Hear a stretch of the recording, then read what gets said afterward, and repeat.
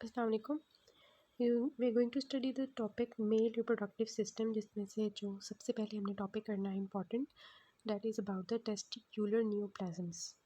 ठीक है, तो अब इस नियोप्लाज़म्स को समझने से पहले आपको, अगर तो आपने फीमेल रिप्रोडक्टिव सिस्टम के अंदर ये नियोप्लाज़म्स पढ़े होंगे ना, तो फिर तो ये आपके लिए बहुत ज़्यादा ईजी होंगे इंशाल्लाह। ठीक है, अब सबसे पहले हम देखते हैं कि ये देखें हमारी टेस्टिस का जो स्ट्रक्चर होता है वो क्या होता है। टेस्टिस का जो स्ट्रक्चर होता है उसमें ये होता है कि स्क्रोटम एक पूरा बैग होता है जिसमें ये टेस्टिस पड़ी होती हैं और इनके अंदर सेमिनोफेरस ट्यूब्यूल्स होते हैं। उसके अंदर क्या होता है, आपको पता है कि स्पर्म्स बन रहे होते हैं। ठीक है, 3 तरह की जो है वो मेजर हमारे पास होते हैं। जर्मिनल एपिथीलियम होती है जो कि स्पर्मेटोसाइट्स बना रही होती है। सर्टोली सेल्स होते हैं जो उन स्पर्मेटोसाइट्स को सपोर्ट कर रहे होते हैं। लेडिक सेल्स होते हैं जो हार्मोन प्रोड्यूस कर रहे होते हैं, किसका, टेस्टोस्टेरोन का। ठीक है, अब हमने जो ट्यूमर्स पढ़ने हैं ना, वो 2 तरह के पढ़ने हैं। ठीक है, टेस्टिकुलर न्यूरोप्लाज़म्स हमारे 2 तरह के होंगे। एक होंगे जर्म लाइन एपिथेलियम से जो ड्राइव होंगे। ठीक है, उनको हम कहेंगे कि जर्म सेल ट्यूमर्स हैं। दूसरे जो हमने ट्यूमर्स पढ़ने हैं वो हैं सर्टोली और लेडिक सेल से जो बनते हैं, उनको सेक्स क्वाड स्ट्रोमल ट्यूमर्स। ठीक है, तो बुक में जो दिए हुए हैं जो मेजर इंपॉर्टेंट है वो जर्म लाइन एपिथेलियम से जो अराइज करते हैं जर्म सेल ट्यूमर्स, उनको हमने देखना होता है बिकॉज ये सबसे ज़्यादा कॉमन होते हैं टेस्टिकुलर कैंसर्स में। ठीक है, तो इनकी क्लासिफिकेशन क्या होती है। जब हमने फीमेल रिप्रोडक्टिव सिस्टम देखा था तो उसमें हमने देखा था कि एपिथेलियल ट्यूमर्स थे, जो एपिथेलियल सरफेस एपिथेलियल ट्यूमर्स थे, जर्म सेल ट्यूमर्स थे और सेक्स कॉर्ड स्ट्रोमल ट्यूमर्स थे। यहाँ पे सेक्स कॉर्ड स्ट्रोमल ट्यूमर्स तो हैं, ठीक है, जर्म सेल ट्यूमर्स तो हैं, लेकिन सरफेस एपिथेलियल ट्यूमर्स नहीं होते बिकॉज इसकी कोई सरफेस एपिथेलियम तो नहीं होती ना। ठीक है, तो इस वजह से इसके 2 तरह के ट्यूमर्स होते हैं, germ cell tumours and the non germ cell tumours. Non germ cell tumours का दूसरा नाम होता है सेक्स कॉर्ड स्ट्रोमल ट्यूमर्स। ठीक है, 95% केसेस में जर्म सेल ट्यूमर्स ही होते हैं और 5% केसेस में नॉन जर्म सेल ट्यूमर्स होते हैं।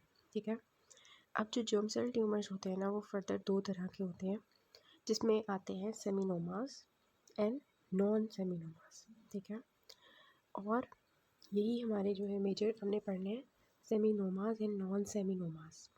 जो सेमिनोमास होते हैं ना, उनमें जो आपने मेजरली पढ़ने हैं वो 2 तरह के पढ़ने हैं, जिसमें है क्लासिकल सेमिनोमा और स्पर्मेटोसिटिक सेमिनोमा। ठीक है, अब जो सेमिनोमास होते हैं ना, उनकी जो क्लासिकल फॉर्म्स होती हैं वो 85% मतलब ज़्यादा होती हैं एज़ कम्पेयर टू द स्पर्मेटोसिटिक सेमिनोमास, जो कि रिमेनिंग 5% होते हैं। नॉन सेमिनोमेटस जो होते हैं वो फर्दर बाकी सारे हो जाएंगे जो जर्म सेल्स में आएंगे, जिसमें एम्ब्रियोनल कार्सिनोमा है, यॉक्सैक ट्यूमर है, टेराटोमा है और कोडियोकार्सिनोमा है। इनके लिए आपके पास बहुत अच्छा निमोनिक जो मुझे मिला वो सिटी था। ठीक है, ये आपको भूल जाते होंगे कि कौन सी है, मतलब इस तरह से ना, तो एक आपको हमेशा भूल जाता है, तो इस सिटी से आप याद रख सकते हो कोडियोकार्सिनोमा, एम्ब्रियोनल कार्सिनोमा, ठीक है, टेराटोमा और यॉक्सैक ट्यूमर, ये सारे आ जाएंगे नॉन सेमिनोमेटस में। ठीक है, जो नॉन जर्म सेल ट्यूमर्स हैं उसमें सेक्स कॉर्ड में तो हमने देख लिया सर्टोली और लेडिक सेल के होंगे। ठीक है, अदर्स में वो होंगे जो वहाँ पे मेटास्टाइज करके टेस्टिस में आएंगे। ठीक है, अब सबसे पहले जो हम देखेंगे वो है रिस्क फैक्टर्स जो कि लीड करते हैं टू द टेस्टिक्यूलर कैंसर। तो रिस्क फैक्टर्स में सबसे पहला आता है रेस। ठीक है, जो वाइट पॉपुलेशन होती है उसमें ये ज़्यादा कॉमन होते हैं। सेकेंडली होता है क्रिप्टोकर्टिज्म। ठीक है, क्रिप्टोकर्टिज्म क्या होता है कि जो टेस्टीज होती हैं नॉर्मली अगर आप देखें तो डिसेंड की होती है स्क्रोटम में। ठीक है, लेकिन इन केस ऑफ जैसे आप देख रहे हैं कि ये वाली जो टेस्टीज होती है ये स्क्रोटम में डिसेंड नहीं की हुई, ये ऊपर ही एब्डोमेन के लेवल पे रह गई, ये अनडिसेंडेड टेस्टिकल है। तो यहाँ पे चांसेस होते हैं कि यहाँ पे कैंसर डेवलप हो जाए। क्यों? क्योंकि जब वो स्क्रोटम में होती है तो उसको एक टेम्परेचर जो है वो नॉर्मल मिलता है जहाँ पे वो स्पर्म्स को प्रोड्यूस कर रही होती है, लेकिन अगर वो डिसाइड नहीं करती तो उसकी वजह से क्या होता है कि वहाँ पर कैंसर के चांस बढ़ जाता है because of the increase temperature in the abdomen और द ग्रोइन। ठीक है, फिर ये है कि अगर एक टेस्टिस के अंदर कैंसर होगा तो वो कैंसर दूसरी टेस्टिस में भी जा सकता है। ये हो गया। इसके अलावा होती है थर्ड जो रिस्क फैक्टर आता है, that is the intersex syndrome. कि जो है इसमें वो कंडीशंस आ जाएंगी जिसमें in between the male and female conditions होंगी। Androgen insensitivity syndrome for example कि इसमें क्या होता है कि एंड्रोजन होता है लेकिन बॉडी इज़ इनसेंसिटिव। दूसरा है कि गोनेडल डिसजेनेसिस, इसमें भी क्या होता है कि टेस्टिकुलर कैंसर का रिस्क बढ़ जाता है। इसके अलावा जो है फैमिली हिस्ट्री भी होती है फोर्थली, ठीक है। फैमिली हिस्ट्री जीन्स में रन करता है। फॉर एग्जांपल किसी के अंदर ये होता है कि एक्स्ट्रा कॉपीज़ होती हैं क्रोमोसोम नंबर 12 पे, उसकी वजह से हो जाता है, या पॉइंट म्यूटेशंस की वजह से हो जाता है। और अदर कंडीशंस में अगर हम बात करें तो वो आपकी बुक में नहीं लिखा हुआ, लेकिन ये है कि ऑर्काइटिस, आपको पता है माम्स जो होता है उस इन्फेक्शन में क्या होता है कि टेस्टिकुलर का भी रिस्क ज़्यादा हो जाता है, तो ऑर्काइटिस, ठीक है, जिसपे मम्स के अंदर जो है वो टेस्टिकुलर इन्फेक्शन हो जाता है ऑर्काइटिस, उसके अंदर भी रिस्क ज़्यादा होता है। इसके अलावा ट्रॉमा की वजह से भी, अगर ट्रॉमा हुआ है कोई उसकी वजह से, या रेडिएशंस की वजह से, ठीक है, या कोई कार्सिनोजेंस होते हैं जो हमारी टेस्टिकुलर कैंसर्स का रिस्क बढ़ा देते हैं, for example exposure to the radiations etcetera, ठीक है, या हार्मोनल इश्यूज होते हैं। तो ये सारे इसके जो हैं वो रिस्क फैक्टर्स हैं, जिसमें हमने रेस देखा वाइट पॉपुलेशन में, क्रिप्टोकर्डिज्म में, एक टेस्टिस में तो दूसरी टेस्टिस में भी हो जाएगा intersex syndrome, and the family history, short term of the chromosome पे अगर एक्स्ट्रा कॉपीज़ हों, पॉइंट म्यूटेशंस हो सकती हैं, या ये है कि ऑर्काइटिस जो माम्स का केस होता है, ट्रॉमा, कार्सिनोजेंस, रेडिएशन, कीमोथेरेपी, ठीक है, या कोई जो एंडोक्राइन एब्नॉर्मेलिटीज़, इन सब में क्या होता है कि इसका रिस्क ज़्यादा होगा। अगर एज की बात की जाए तो इसकी ट्राइपोडल डिस्ट्रीब्यूशन होती है, मींस कि इसकी 3 कर्व्स होंगी कि टेस्टिकुलर कैंसर्स हमारे इन्फेंट में भी हो सकता है, इन्फेंसी की स्टेज पे, या ये एडल्ट एज पे भी हो सकते हैं, या ये आफ्टर एज 60 भी हो सकता है। ज़रूरी नहीं है कि ये सिर्फ ओल्ड एज में ही कैंसर्स हों। ये 3 तरह से इसकी जो डिस्ट्रीब्यूशन होती है, इस वजह से हम इसको कहते हैं ट्राई मॉडल डिस्ट्रीब्यूशन, ठीक है, ये हो गया। उसके बाद हम बात करते हैं कि जर्म सेल ट्यूमर्स में सेमिनोमास की, ठीक है। सेमिनोमास में मैंने आपको बताया कि इसमें क्लासिकल हो सकता है या स्पर्मेटोसिटिक हो सकता है। तो सबसे पहले हम क्लासिकल की बात करते हैं, जो ज़्यादातर होता है इसकी मॉर्फोलॉजी क्लासिकल की, ठीक है। तो इसकी जो है हमने इसको डिस्टिंग्विश करना होता है फ्रॉम द स्पर्मेटोसिटिक जो इसकी टाइप होती है। तो कैसे करते हैं हम डिफरेंस के जो होते हैं क्लासिकल, उसमें क्या होता है, उसमें वी हैव द लिम्फोसाइट्स, ठीक है।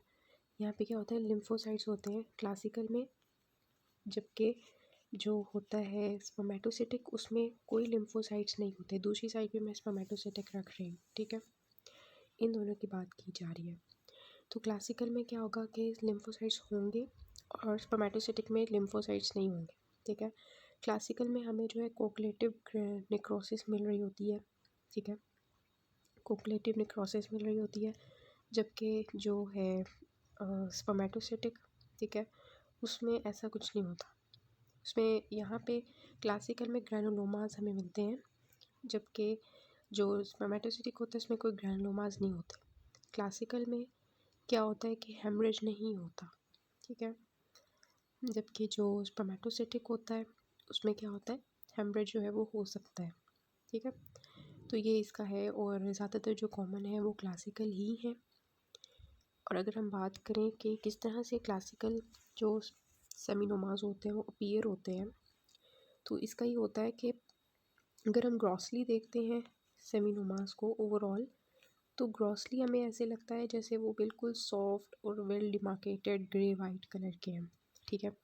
For example this is the testis, तो अगर इनके ऊपर उन्होंने अराइज करना है तो वो एक साइड पे क्या करेंगे, कट सरफेस पे वो जो है इस तरह से बल्ज किए हुए नज़र आएंगे, वाइट कलर के, ठीक है, ग्रे वाइट कलर के, ऐसे मैं इसको वाइट कर देती हूँ, ग्रे वाइट कलर के होंगे, ठीक है, ऐसे बल्ज कर रहे होंगे और वेल डिमार्केटेड होंगे, सॉफ्ट होंगे, ठीक है, मतलब कि उनकी बाउंड्री बहुत अच्छी होगी। लेकिन साथ में अगर हम माइक्रोस्कोपिकली देखते हैं, वैसे तो ये ग्रॉसली हमें इस तरह से नज़र आ रहे होंगे, माइक्रोस्कोपिकली देखेंगे तो वही मैंने आपको बताया कि कोगुलेटिव नेक्रोसिस हमें नज़र आती है, हेमरेज यहाँ पे नहीं होता, ठीक है। और अगर हम बात करें कि सेल्स जो है वो किस तरह से अरेंज होते हैं, तो इसमें जो सेल्स होते हैं ना वो लार्ज होते हैं, यूनिफॉर्म होते हैं, ठीक है। लार्ज होते हैं, यूनिफॉर्म होते हैं, उनके सेल बॉर्डर जो है वो डिस्टिंक्ट होते हैं, ठीक है। अगर हम बात करें कि ये फॉर एग्जांपल लार्ज सेल है, ठीक है, और उनका जो ये वाली बाउंड्री है वो क्या है, बिल्कुल डिस्टिंक्ट है, ठीक है। सेल बॉर्डर्स बिल्कुल डिस्टिंक्ट है। अगर इनके साइटोप्लाज्म की बात करें तो वो ग्लाइकोजन रिच होते हैं, ठीक है। और हमेशा याद रखना है जिससे भी साइटोप्लाज्म में ग्लाइकोजन ज़्यादा होता है वो क्लियर नज़र आता है, हमें साफ़ सुथरा नज़र आ रहा होता है। और इसमें जो न्यूक्लियस होता है वो राउंड होता है, ठीक है। और न्यूक्लियोलाई जो होता है वो अंदर थोड़ा सा कंस्पिशियस सा होता है, ठीक है। इस तरह से पेयर होते हैं सेल्स, लार्ज होते हैं, वेल डिमार्केटेड होते हैं, ठीक है। साइटोप्लाज्म उनका ग्लाइकोजन रिच होता है जिसकी वजह से वो बिल्कुल साफ़ सुथरे लग रहे होते हैं, ठीक है। और जो न्यूक्लियस होता है वो हमारे पास जो है क्या होता है, राउंड होता है। और न्यूक्लियोलाई जो होते हैं वो कंस्पिशियस होते हैं। तो इस तरह के सेल्स आपको थोड़े से नज़र आते हैं, जिसकी वजह से इनकी जो अपीयरेंस आती है ना वो फ्राइड एग अपीयरेंस आती है। ये आपको याद होगा, हमें जब फीमेल रिप्रोडक्टिव सिस्टम के पढ़े थे तो उसमें जो डिसजर्मिनोमा था ना उसके अंदर उसके अंदर इस तरह की फ्राइड एग अपीयरेंस आ रही थी। तो ये वही सेल्स हैं, लेकिन मेल्स में होने की वजह से हमने जो डिसजर्मिनोमास जो फीमेल्स थे वो डिसजर्मिनोमास, अगर फीमेल्स होंगे तो उनको हम डिसजर्मिनोमास कहेंगे, अगर वही सेल्स आपको मेल्स में नज़र आते हैं तो आप उसको सेमिनोमा कह देंगे, अदरवाइज सेल्स आपके सेम है, ठीक है। तो ये हो गया। इसके अलावा जो क्लासिकल की एक चीज़ होती है वो ये कि इसमें ना सेंसिटिव ट्रोफोब्लास्ट आपको मिलते हैं, जिसकी वजह से ना सेंसिटिव ट्रोफोब्लास्ट की वजह से इनके अंदर HCG हार्मोन प्रोड्यूस हो रहा होता है, ठीक है। ये बात हो गई। जबकि जो स्पर्मेटोसिटिक होता है ना उसमें कोई इस तरह के नहीं होते, मतलब कि सेंसिटिव ट्रोफोब्लास्ट नहीं होते, HCG हार्मोन प्रोड्यूस नहीं कर रहे होते, ठीक है। तो ये बात होती है। अच्छा, अब जो हमारे पास है आता है स्पर्मेटोसिटिक का, मैंने आपको बता दिया कि जो उससे क्या डिफरेंस है क्लासिकल से, कि ज़्यादातर ये स्पर्मेटोसिटिक बूढ़े लोगों में होता है, ठीक है, अबव 50 ईयर्स ओल्ड, ठीक है। उसमें लिम्फोसाइट्स नहीं होते, उसमें ग्रैनुलोमा सेंसिटिव नहीं होते, ठीक है। और वो जो सेल्स होते हैं ना जो स्पर्मेटोसिटिक में होते हैं उनमें ना थोड़े वो भी इसी तरह के होंगे, लेकिन ये होता है कि वो ना पोलीगोनल होते हैं, उनकी जो शेप्स होती हैं वो थोड़ी सी ना डिफरेंट, कोई शेप्स मतलब पोलीगोनल सेल्स होते हैं अजीब अजीब कलर मतलब शेप के, और शीट्स की फॉर्म में या नोड्यूल्स की फॉर्म में अरेंज होते हैं। तो ये थोड़ा सा डिफरेंस था क्लासिकल और स्पर्मेटोसिटिक के दरमियान में। फिर आते हैं वी हैव द एनाप्लास्टिक, हमने नहीं करने, इसमें एम्ब्रियोनल कार्सिनोमा, ठीक है। अब एम्ब्रियोनल कार्सिनोमा जो होते हैं, नॉन सेमिनल मैटस की बात करें हम, तो ये जो सेल्स होते हैं ना, ये इनके अंदर क्या होता है, इनमें हमें ना हेमरेज नेक्रोसिस मिलता है, जो कि हमें सेमिनोमास में नहीं मिल रहा था, ठीक है। ये बात होती है। एम्ब्रियोनल की बात करें हम तो ये इतने मतलब वेल डिमार्केटेड नहीं होते जैसे सेमिनोमास थे, ठीक है। इस वजह से ना इनके अंदर हेमरेज नेक्रोसिस वगैरह भी हुई होती है।